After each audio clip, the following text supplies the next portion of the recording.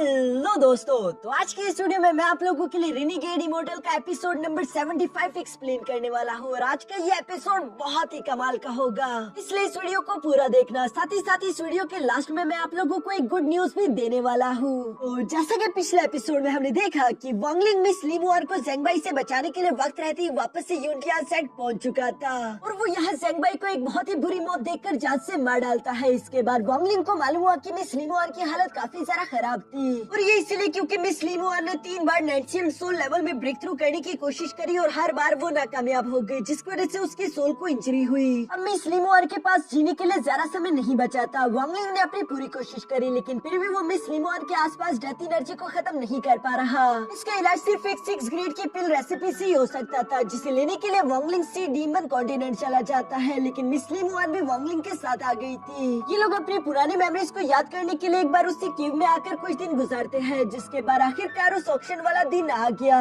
जहां वांगलिंग के अलावा भी एक सोल फॉर्मेशन लेवल का मास्टर आया हुआ था।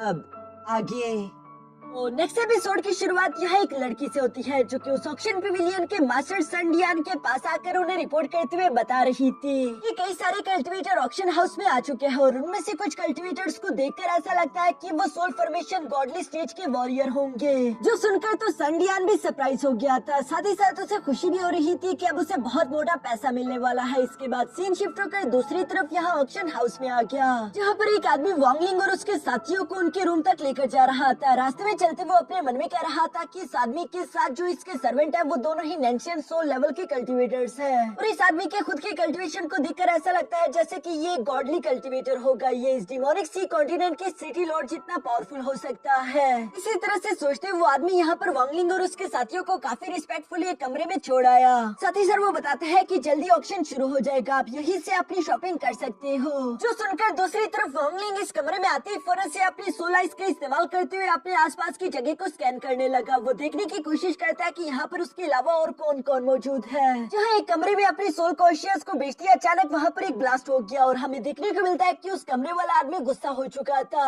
जो कि गुस्से के साथ बाहर आते हुए कहता है कि आखिर किसकी हिम्मत हुई जो कि अपने डिवाइन सेंसेस का इस्तेमाल करते हुए मुझ पर नजर रखने की कोशिश कर रहा है। ये सुनकर अब वांगलिंग को भी गुस्सा आ गया और गुस्से में वो भी अपनी पावर अनलीश करता है, जिस पावर को महसूस करते हुए वो आदमी घबरा कर कहता है कि मुझे माफ कर दीजिए, मुझे अंदाजा नहीं था कि आप एक गॉडली कल्टीवेटर हो। ये आदमी असल में कोई और नहीं बल्कि वांगलिंग का वही पुराना दोस्त मास्टर क्यू है, जो कि इस वक्त वांगलिंग से माफिया मांगते हुए कह रहा था कि प्लीज सीनियर मुझे माफ कर दीजिए। तभी अचानक हम देखते हैं कि वांगलिंग अपनी हुडी उतारते हुए पीछे पलटकर उसके सामने खड़ा हो गया। साथ ही वांगलिंग क्यू की तरफ देखते हुए कहता है कि मेरे पुराने दोस्त, उम्मीद करता हूँ कि तुम ठीक होगे। यहाँ दूसरी तरफ क्यू वांगलिंग को देखकर सरप्राइज होते हुए कहता है कि ये तुम हो वांगलिंग, आखिर तुम इतनी जल्दी सोल फॉर्मेशन स्टेज तक कैसे पहुँच गए। यहाँ वांगलिंग उसे कोई जवाब नहीं देता। तभी अचानक इन लोगों को ऊंचे हंसते हुए सनडियान की आवाज सुनाई देती है, जो कि हंसते हुए कह रहा था कि मुझे मालूम है कि मेरे ऑक्शन हाउस में इस वक्त कुछ गॉडली कल्टीवेटर्स भी आए हैं। मैं आप लोगों को तहे दिल से वेलकम करता हूँ। उम्मीद है कि आप लोगों को मेरे इस ऑक्शन हाउस से जो भी चाहिए वो आपको मिल जाए, इसलिए दिल खोलकर किसी भी ट्रेजर की कीमत लगाइए। हम आपको सेटिस्फाई करने की अपनी पूरी कोशिश करेंगे।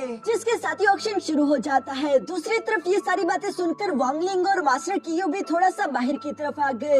सनडियान की नजर यहाँ जैसे ही वांगलिंग पर पड़ती है वो फौरन से शॉक हो गया। उसे अपनी पुरानी मेमोरीज याद आने लगी, क्योंकि एक टाइम पर वांगलिंग जब मास्टर कियो के साथ नेंशियन सोल्स को हासिल करने के लिए जा रहा था तब यहाँ पर सनडियान ने उसका रास्ता रोका था। तब के टाइम सनडियान वांगलिंग से ज्यादा ताकतवर था, इसलिए वो वांगलिंग के सामने एटीट्यूड से यही कह रहा था कि मेरे डिसाइपल बन जाओ, तुम मुझे पसंद आए। और तब वांगलिंग मजबूर होकर कुछ कर भी नहीं सकता था। यहाँ पर वांगलिंग को ये सारी बातें भी याद थी, इसलिए वो सनडियान की तरफ देखते हुए कहते हैं कि मेरे पुराने दोस्त, क्या तुम्हें हमारी पुरानी मीटिंग्स याद है। जिस पर सनडियान तेजी के साथ मूव करते हुए फौरन से वांगलिंग के सामने आ गया और वो वांगलिंग से माफी मांगते हुए कहता है कि ब्रदर वांग, मुझे माफ कर दो। अब के टाइम में बहुत ही रेकलेस हुआ करता था। उम्मीद करता हूँ कि आपके दिल में मेरे लिए कोई भी नफरत नहीं होगी। वैसे मुझे ये देखकर काफी सारा हैरानगी हुई कि आपने सिर्फ 200 साल के अंदर ही सोल फॉर्मेशन स्टेज के मिड लेवल को हासिल कर लिया और आप तो मुझे कब का पीछे छोड़ चुके हैं। अब तो आप मेरे डिसाइपल नहीं बल्कि मैं आपकी डिसाइपल बनने के काबिल हूँ। वांगलिंग उसकी सारी बातें सुनकर कोई भी जवाब नहीं देता। इस पर सनडियान सवाल करते करते हुए कहता है कि वैसे ब्रदर वांग आप यहाँ पर जरूर कोई मैजिकल ट्रेजर लेने के लिए आए होंगे। अब किसी भी ट्रेजर पर हाथ रखिए, मैं वो फौरन से आपको दे दूंगा। जिस पर वांगलिंग सिर्फ इतना ही कहता है कि 6 ग्रेट पिल रेसिपी। जो सुनकर तो संडियान को पसीने आने लगे। वो वांगलिंग से कहता है कि ब्रदर अगर तुमने इसके अलावा कुछ भी मांगा होता तो वो मैं तुम्हें फौरन ला कर दे देता, लेकिन इस 6 ग्रेट पिल रेसिपी को तुम्हारे अलावा यहाँ पर एक और गॉडली कल्टीवेटर भी लेने के लिए आया हुआ है और इसी वजह से मैं इसमें तुम्हारी कोई मदद नहीं कर सकता, प्लीज मुझे माफ कर दो। जो सुनकर वांगलिंग थोड़ा सा गुस्से में जवाब देते हुए कहता है कि कोई बात नहीं, अगर मुझे वो 6 ग्रेट पिल रेसिपी नहीं मिली तब भी मैं उसे चुरा कर कॉपी कर लूंगा, लेकिन मुझे किसी भी हाल में वो रेसिपी चाहिए। जो सुनकर तो संडियान और भी जरा घबराने लगा। वो अपने मन में कह रहा था कि ब्रदर वांग दिखता बेशक बहुत ही ज्यादा शांत है, लेकिन इसका किलिंग इंटेंट मैं इसकी आंखों में देख सकता हूँ। अगर यहाँ पर मेरे पवेलियन में फाइट छिड़ गई तो पता नहीं आखिर मेरे पवेलियन का क्या होगा। वो इसी बात को लेकर परेशान हो रहा था, तभी अचानक वहाँ पर 6 ग्रेट पिल रेसिपी का ऑक्शन होना शुरू हो गया, जिसके बारे में वहाँ के एल्डर्स बता रहे थे कि ये एक 6 ग्रेट पिल रेसिपी है जिसे सिर्फ जाओकी किंगडम वाले ही रिफाइन कर सकते हैं। एक 6 ग्रेट पिल की कीमत तो कोई भी नहीं लगा सकता, ये रेसिपी उससे थोड़ी सी कम है, इसलिए इसके ऑनर के मुताबिक हम इसकी ऑक्शन शुरू कर रहे हैं 10,000 हाई ग्रेड स्पिरिट स्टोन से, जो कीमत तो काफी ज्यादा थी। सब लोग हैरान होते हुए कह रहे थे कि 10,000 हाई ग्रेड के स्पिरिट स्टोन, इतने तो इस सी डीमन कॉन्टिनेंट में किसी के पास भी नहीं होंगे। दूसरी तरफ वांगलिंग अपने मन में कह रहा था कि एक मामूली सेलेस्टियल जेड की कीमत भी इससे कई गुना ज्यादा होगी, लेकिन फिलहाल मैं सेलेस्टियल जेड का इस्तेमाल नहीं कर सकता, वरना इससे मेरी जेन्यू वाली आइडेंटिटी सब लोगों के सामने रिवील हो सकती है। जो सब सोचते हुए वांगलिंग ने अपने पास एक वुड कार्विंग स्टैचू बाहर निकाल लिया, जिसके ऊपर स्नो कलर के वेन्स बने हुए थे और वो इसको इस 6 ग्रेट पिल रेसिपी के बदले एक्सचेंज कराना चाहता था, जिससे वो एल्डर्स देखते हुए आपस में बातें करते हुए कहते हैं कि क्या आपने इस तरह का ट्रेजर पहले कभी देखा है। उन लोगों को तो इस वुड कार्विंग स्टैचू की असलियत मालूम नहीं हो रही थी, लेकिन संडियान ने सिर्फ उसे एक नजर में ही पहचान लिया था। वो सरप्राइज होते हुए वांगलिंग से सवाल करके पूछता है कि क्या ये स्नो पपेट टेक्निक है, वो भी आइस स्नो डोमेन की। वांगलिंग उसे कोई जवाब नहीं देता। नीचे की तरफ मौजूद वो बेवकूफ एल्डर्स यहाँ पर बातें करते हुए कह रहे थे कि आज से पहले हम लोगों ने ऐसा कोई भी ट्रेजर नहीं देखा है, लेकिन इसकी वाइटैलिटी काफी ज्यादा स्ट्रॉन्ग है। इसे देखकर लगता है कि ये एक लेट नेंशियन सोल स्टेज के पपेट के बराबर होगा, जिसकी कीमत नॉर्मली 5,000 हाई ग्रेड की स्पिरिचुअल स्टोन्स होते हैं, इसलिए हम इसे इस ट्रेड के लिए एक्सेप्ट नहीं कर सकते। जो सुनकर तो वांगलिंग को गुस्सा आने लगा। यहाँ संडियान हंसते हुए कहता है कि ये यंगर जनरेशन के एल्डर्स, प्लीज आप इनकी बातों का गुस्सा ना करें, इन्हें बिल्कुल भी अंदाजा नहीं कि किस आर्टिफैक्ट की क्या कीमत होनी चाहिए। मैं तो बल्कि इसे सिर्फ एक ही नजर में देखकर बता सकता हूँ कि इस पपेट पर बने हुए वो स्नो वेन से इसकी डबल कीमत रखते हैं। उल्टा इसमें नेंशियन सोल लेवल की एनर्जी नहीं बल्कि सोल फॉर्मेशन लेवल की एनर्जी है, जिसकी वजह से इसकी कीमत और भी ज्यादा होगी। ये सब कहते हुए संडियान ने वहाँ पर अपने असिस्टेंट को बुला लिया था, जिसके हाथ में एक जेट स्लिप मौजूद थी। संडियान वांगलिंग को बताता है कि इस जेट स्लिप की कीमत 20,000 हाई ग्रेड स्पिरिचुअल स्टोन जितनी है। तुम इस जेट स्लिप को देखकर अपनी मनचाही चीज किसी भी ऑक्शन हाउस से खरीद सकते हो और बदले में ये स्टैचू मैं अपने पास रख लूंगा। वांगलिंग ने यहाँ पर ये सारी बातें सुनते ही फौरन से सामने की तरफ आकर उस 6 ग्रेड पिल रेसिपी की कीमत 20,000 हाई ग्रेड स्पिरिचुअल स्टोन लगा दी, जो सुनकर तो सब लोग ही शॉक हो गए थे। लेकिन तभी अचानक वो दूसरा सोल फॉर्मेशन लेवल का मास्टर सामने की तरफ आते हुए यहाँ 30,000 हाई ग्रेड स्पिरिचुअल स्टोन की बोली लगा देता है, जो सुनकर वांगलिंग को गुस्सा तो काफी आया, जबकि संडियान भी अपने मन में सोच रहा था कि कहीं इन दोनों के दरमियान यहाँ पर फाइट ना शुरू हो जाए। उसे बहुत ही ज्यादा डर लग रहा था। वांगलिंग भी अपनी सोलाइस का इस्तेमाल करते हुए यहाँ पर उस मास्टर के पीछे जानकर देखने की कोशिश करता है, जहाँ पर एक लड़की थी और वो काफी रिस्पेक्टफुल थी, इसलिए वांगलिंग कोई एक्शन नहीं लेता। जबकि मास्टर कियो भी वांगलिंग से कह रहा था कि वांगलिंग मेरे पास 4,000 हाई ग्रेड स्पिरिचुअल स्टोन्स है, क्या ये तुम्हें चाहिए? जिस पर वांगलिंग जवाब देते हुए कहता है कि नहीं, इसकी कोई जरूरत नहीं। यहाँ ये 6 ग्रेड पिल रेसिपी तो सेकंड गॉडली कल्टीवेटर ने खरीद ली थी और वो इसे लेकर यहाँ से निकल गया। जबकि दूसरी तरफ वांगलिंग जाने से पहले सोम किंग और ल्यूफी से कहता है कि मिस लेमुआन को पीछे रहकर प्रोटेक्ट करना। जो सब कहते हैं वांगलिंग भी तीसी के साथ उसी गॉडली कल्टीवेटर के पीछे यहाँ से बाहर रवाना हो जाता है, जहाँ पर हम देखते हैं कि वो सोल फॉर्मेशन लेवल का कल्टीवेटर और एक लड़की थोड़ी देर आगे जाने के बाद अचानक से रुक गए और वांगलिंग भी उनके पास पहुँच जाता है। वांगलिंग यहाँ पर उस लड़की को देखकर कहता है कि मैं जानता हूँ कि तुमने जानबूझकर ये सब कुछ किया ताकि मैं तुम्हारे पीछे यहाँ तक आऊँ। बताओ कि आखिर तुम लोग मुझसे क्या चाहते हो, तुम्हारा क्या मकसद है? अगर तुमने जल्दी जवाब नहीं दिया तो बाद में मुझे रूथलेस होने का इल्जाम नहीं चाहिए। जो सुनकर वो लड़की यहाँ पर वांगलिंग को बताती है कि मेरा नाम ज़ियिन है और मैं मिस्टीरियस क्लाउड सेक्ट से हूँ और मैं तो बस आपकी बहुत बड़ी फैन हूँ, इसलिए आपसे मिलना चाहती थी। जो सुनकर वांगलिंग को गुस्सा आ गया। वो फौरन अपनी पावर्स अनलीश करते हुए कहता है कि मेरा समय जाया मत करो।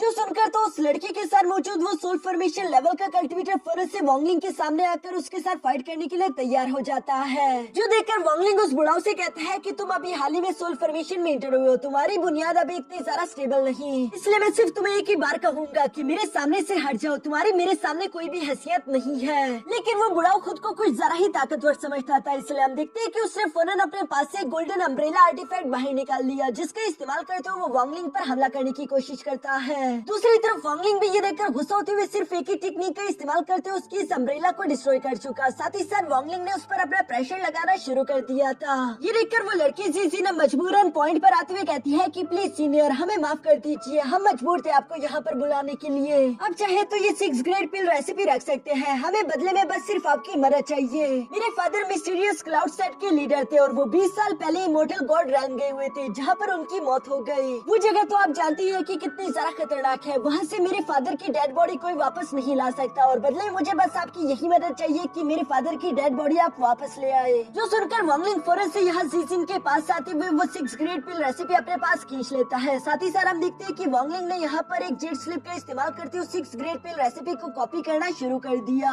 जो डुप्लीकेट कॉपी पूरी करने के बाद वांगलिंग वो 6 ग्रेड पिल रेसिपी वापस करते हुए कहता है कि अभी के लिए मेरे पास बिल्कुल भी समय नहीं कि मैं तुम्हारी मदद कर सकूं। और साथ ही साथ वांगलिंग जाते जाते वो जेट स्लिप भी यहाँ पर उस लड़की के हवाले करते हुए कहता है कि इस जेट स्लिप की कीमत 20,000 हाई ग्रेड स्पिरिचुअल स्टोन्स है। तुम्हारी 6 ग्रेड पिल रेसिपी को कॉपी करने के बदले ये कंपनसेट तुम अपने पास रख सकती हो। जो सब कहते हैं वांगलिंग वापस से उड़ते हुए उसी स्नोवी माउंटेन में आ जाता है, जहाँ पर वांगलिंग मिस लिमोआन के साथ मौजूद था। यहाँ चूँकि अब वांगलिंग को रिटर्निंग ओरिजिनल पिल की रेसिपी मिल चुकी थी, लेकिन इस तरह के 6 ग्रेड पिल रिफाइन करना हर किसी के बस की बात नहीं, इसलिए वांगलिंग ने अपने यूनियन सेट के सबसे बेस्ट अल्केमिस्ट को बुला लिया था, जिसका नाम ओ यांग जी है। इस आदमी को पिल रिफाइनिंग का बहुत ही बड़ा ऑब्सेशन था और 6 ग्रेड की पिल आज तक इसने भी कभी रिफाइन नहीं करी थी, लेकिन वो हमेशा से यही करना चाहता है। वो यांग से यहाँ पर उस रिटर्निंग ओरिजिनल पिल की रेसिपी को पढ़ने के बाद वांगलिंग को बताता है कि इस पिल को रिफाइन करने के लिए पूरे 137 मटेरियल्स चाहिए होंगे और इस वक्त हमारे यूनियन सेट के पास इसमें से टोटल 20 तरह के ही मटेरियल्स मौजूद हैं, जबकि बाकी के सारे मटेरियल्स बहुत ही सारा रेयर है जो कि हमारे पास मौजूद नहीं, वो किसी लेवल 5 या फिर लेवल 6 की कंट्रीज के पास मौजूद होंगे। और कुछ तो ऐसे मटेरियल्स हैं जो कि पूरी तरीके से एक्सटिंक्ट हो चुके हैं। मैं अपने यूनियन सेट के डिसाइपल्स के साथ मिलकर उसके सब्स्टिट्यूट्स ढूंढने की कोशिश करूंगा, जिन्हें हम बाद में इस्तेमाल कर सके,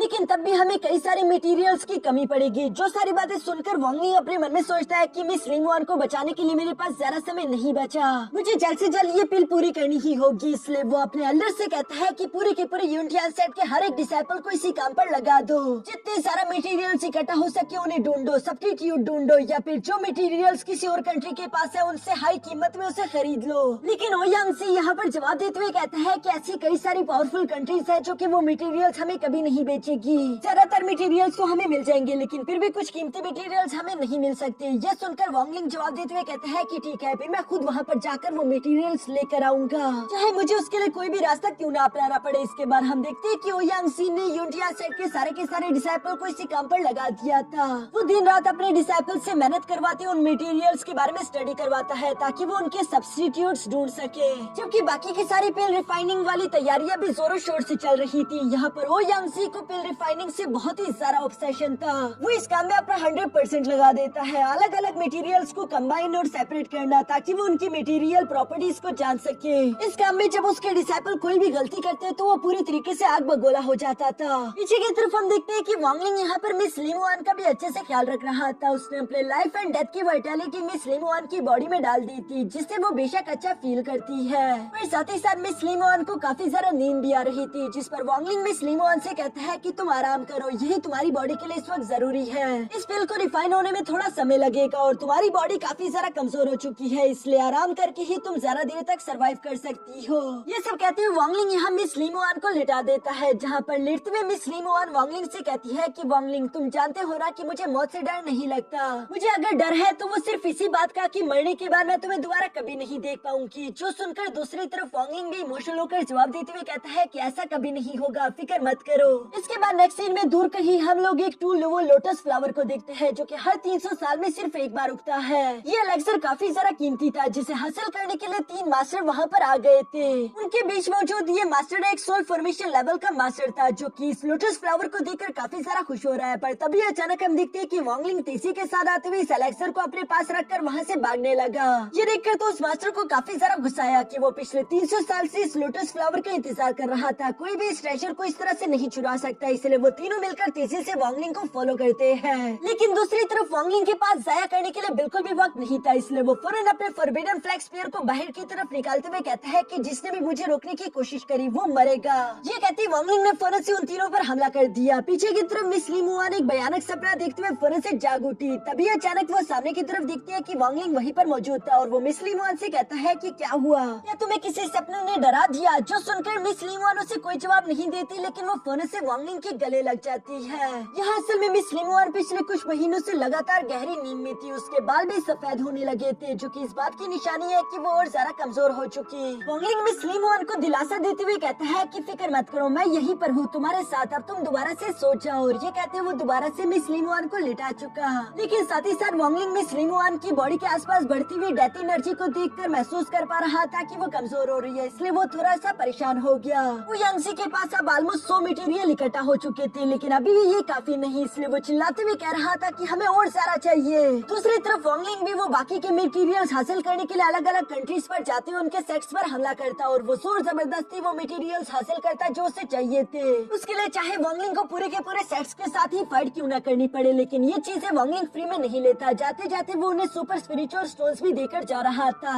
अब इसी तरह से कुछ समय गुजरता रहा। मिस ली मुआन को तो जरा सा भी अंदाजा नहीं था कि आखिर उसकी पीठ पीछे क्या सब चल रहा है। मास्टर ल्यूफी और मास्टर सोंग किंग इसी बारे में बात कर रहे थे कि हमारे सेट मास्टर को वो मटेरियल्स ढूंढने में कितनी मेहनत करनी पड़ रही है। साथ ही साथ वो हर बार मिस ली मुआन के जागने से पहले ही वापस आ जाते ताकि उन्हें कोई भी फिक्र ना हो। लेकिन अफसोस की बात यह है कि इस नींद से भी अब मिस ली मुआन का ज्यादा फायदा नहीं हो रहा, बल्कि हर बार उनकी हालत और ज्यादा बदतर होती जा रही है। ये तो वांगलिंग ही था जो कि हर बार अपनी पावर्स का इस्तेमाल करते उसके डेथ ऑरा को कंट्रोल करता रहा, क्योंकि वांगलिंग के अलावा ये काम कोई और नहीं कर सकता। दूसरी तरफ वांगलिंग भी यहाँ पर मिस ली मुआन को सुलाने के बाद बाहर की तरफ आते हुए कहता है कि 2 साल गुजर गए, अब तो इमोर्टल एनर्जी और सेलेस्टियल एनर्जी का इस्तेमाल करते हुए भी मैं मिस ली मुआन की कंडीशन को बेहतर नहीं कर पा रहा। इवन कि उसकी कंडीशन तो इतनी जरा खतरनाक है, अगर मैंने फोर्सफुली उसका लेवल भी ब्रेक थ्रू कराने की कोशिश करी तो मुझे डर है कि कहीं उसकी नेंशियन सोल ही पूरी तरीके से डिस्ट्रॉय ना हो जाए। उसकी फिजिकल बॉडी तो वैसे ही काफी कमजोर है, जिसके मरने का चांस तो और ज्यादा हाई होगा।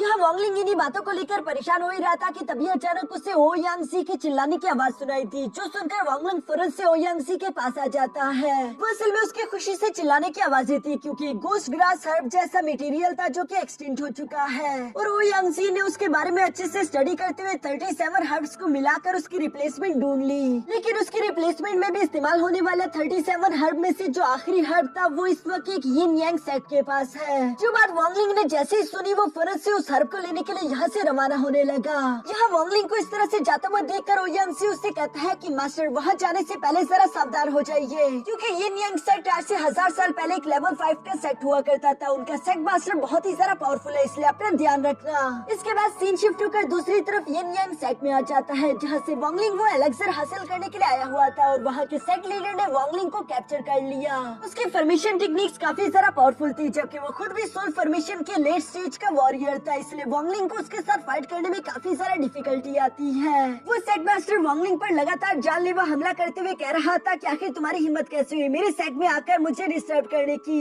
क्या तुम्हें सच में लगा था कि तुम इतनी आसानी के साथ यहाँ पर आकर बिना हमारी मर्जी के ये एलेक्सर यहाँ से लेकर जा सकते हो? आखिर तुमने खुद को समझ क्या लिया था? दूसरी तरफ हम देखते हैं कि बेचारे वांगलिंग की हालत यहाँ पर इस फाइट की वजह से काफी ज्यादा खराब हो चुकी है। लेकिन वांगलिंग इस मुश्किल सिचुएशन में भी बस मिस ली मुआन के बारे में ही सोच रहा था और वो कहता है कि ली मुआन मेरा इंतजार करो, मैं वापस जरूर आऊंगा। और ये कहती है अचानक से वांगलिंग अपने बर्सरेक मोड में चला जाता है, जहाँ उसकी बॉडी से काफी खतरनाक एनर्जी अनलीश होने लगी। पीछे की तरफ मिस ली मुआन भी अपनी नींद से एक डरावने सपने के साथ जाग उठी, लेकिन इस बार उसके सामने वांगलिंग मौजूद नहीं था। इसी तरह से पूरे 2 महीने गुजर जाते हैं। मिस ली मुआन अपना ख्याल रखने की कोशिश कर रही थी, जबकि ओ यांगसी, मास्टर सोंग किंग और ल्यूफी काफी ज्यादा परेशान दिखाई दे रहे थे। ये वांगलिंग को यिन यांग सेट में गए हुए पूरे 2 महीने हो गए, लेकिन अभी तक उसके हमें कोई भी खबर नहीं मिल पाई, कहीं उसे कुछ हो तो नहीं गया होगा। जिस पर मिस ली मुआन ने जवाब देते हुए कहती है कि मुझे पूरे यकीन है वो वापस जरूर आएगा, उसने मुझसे वादा किया था और मुझे यकीन है कि वो अपने वादे को नहीं तोड़ेगा। यहाँ पर मिस ली मुआन यही सब बोल रही थी, लेकिन उसकी तबीयत और भी ज्यादा खराब दिखाई देती है। इसी तरह से वांगलिंग के बारे में बातें करते हुए अचानक से मिस ली मुआन ने खांसना शुरू कर दिया, जो देखकर उसके सामने मौजूद वो तीनों एल्डर्स फौरन से नीचे की तरफ बैठकर अपनी एनर्जी का इस्तेमाल करते हुए मिस ली मुआन की डेथ एनर्जी को सप्रेस करने की कोशिश करने लगे। मिस ली मुआन की कोर पील को पूरी तरीके से डेथ डेथ एनर्जी ने घेर लिया था। इन तीनों की एनर्जी का इस्तेमाल करने के बावजूद भी ये लोग मिस ली मोआन की मदद नहीं कर पा रहे, यानी कि मिस ली मोआन अपनी आखिरी सांसें लेने तक पहुंच चुकी है। अचानक से वो डेथ हो रहा इतना सारा फैल चुका था कि मिस ली मोआन की पूरी बॉडी को वो घेर लेता है, इवन कि उनके मुंह से खून निकलने लगा। साथ ही साथ वो तीनों एल्डर्स हैरान होकर देखते हैं कि मिस ली मोआन की पिल को पूरी तरीके से डेथ एनर्जी कवर करते हुए ब्लैक कर देती है, जैसे कि मिस ली मोआन मरने वाली है और उसके आंखों में से आंसू आ रहे थे। उसकी बॉडी नीचे की तरफ गिरने लगी थी। तभी अचानक वहाँ का दरवाजा ओपन हुआ, जिसके साथ ही हम देखते हैं कि मिस ली मोआन की ये डेथ एनर्जी सप्रेस होने लगी और हमें देखने को मिलता है कि असल में उस दरवाजे से आने वाला वॉरियर कोई और नहीं बल्कि वॉन्गलिंग था, जो कि पूरे 2 महीने बाद ही सही लेकिन वापस लौट आया और उसने आते ही मिस ली मोआन की डेथ एनर्जी पर काबू कर लिया, जो काम ये तीनों एल्डर्स मिलकर भी नहीं कर पा रहे थे। मिस ली मोआन भी आंखें खोलकर देखती है कि उसके सामने वॉन्गलिंग मौजूद है, जहाँ पर वॉन्गलिंग मुस्कुराकर मिस ली मोआन से कहता है कि मैं वापस आ चुका हूँ। जो सुनकर मिस ली मोआन के चेहरे पर एक मुस्कान आ जाती है। वो वॉन्गलिंग का हाथ पकड़ते हुए कहती है कि मुझे पूरे यकीन था तुम वापस जरूर आओगे, और ये कहती है वो कमजोरी से वॉन्गलिंग की बॉडी के ऊपर जा गिरी। यहाँ वॉन्गलिंग में उस आखिरी एलेक्सर को मास्टर ओयांग के हवाले करते हुए कहते हैं कि जल्दी से जल्दी पिल रिफाइनिंग शुरू करो। और इसी सीन के साथ हमारा ये एपिसोड यहीं पर खत्म हो जाता है। दोस्तों अब आप लोगों के लिए गुड न्यूज की बारी। रेनेगेड इमोर्टल का ये 75 एपिसोड था और 75 एपिसोड का इसका सीजन एंड होने वाला था और ये स्टोरी यहीं पर रुकने वाली थी, लेकिन स्टूडियो ने हम पर रहम खाते हुए इसके एपिसोड्स इंक्रीज करते हुए 128 तक कर दिए हैं। साथ ही सर अगले हफ्ते 16 फरवरी को इस रेनेगेड इमोर्टल की मूवी भी रिलीज होने वाली है, जिसे देखने के लिए मैं तो बहुत ही एक्साइटेड हूँ। रेनेगेड इमोर्टल की वो मूवी मैं आप लोगों के लिए एक ही लॉन्ग वीडियो में एक्सप्लेन करके अपलोड कर दूंगा। तब तक अगर आप लोगों को ये वीडियो अच्छी लगी हो तो प्लीज वीडियो को लाइक कर देना और चैनल को सब्सक्राइब करके बेल आइकन को एक्टिवेट कर देना, ताकि मैं नेक्स्ट वीडियो जैसे ही अपलोड करूँ आप लोगों को बेल नोटिफिकेशन मिल जाए।